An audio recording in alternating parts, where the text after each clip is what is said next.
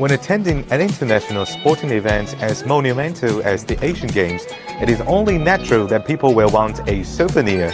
Trading paints has become a popular activity during the Games, not only because paints are affordable, but also because the act of trading helps bridge cultures by forging connections between people of all ages, nationalities, and backgrounds.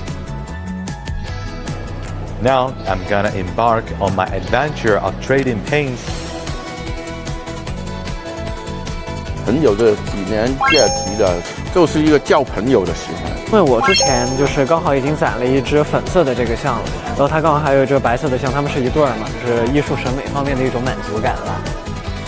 我想要收集每个电视的那种徽章，包括每个国家的一些徽章，可能就是为了让更多人可以记住我们的这个亚运会。中国队加油！我觉得很有激情，就是。I hope to take it history of pen and a flag pen to remember this game. I have a lot pen.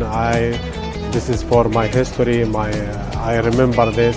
These small pieces of metal are more than just collectibles. They are a symbol of unity in diversity, where athletes, spectators, and volunteers alike come together to celebrate the spirit of competition and friendship. Whether you are a dedicated collector or just looking for a unique way to connect with people from around the world, trading paints at the Asian Games is a cultural experience that goes far beyond the sporting arena, reminding us of how sports can bring people together from all corners of the globe.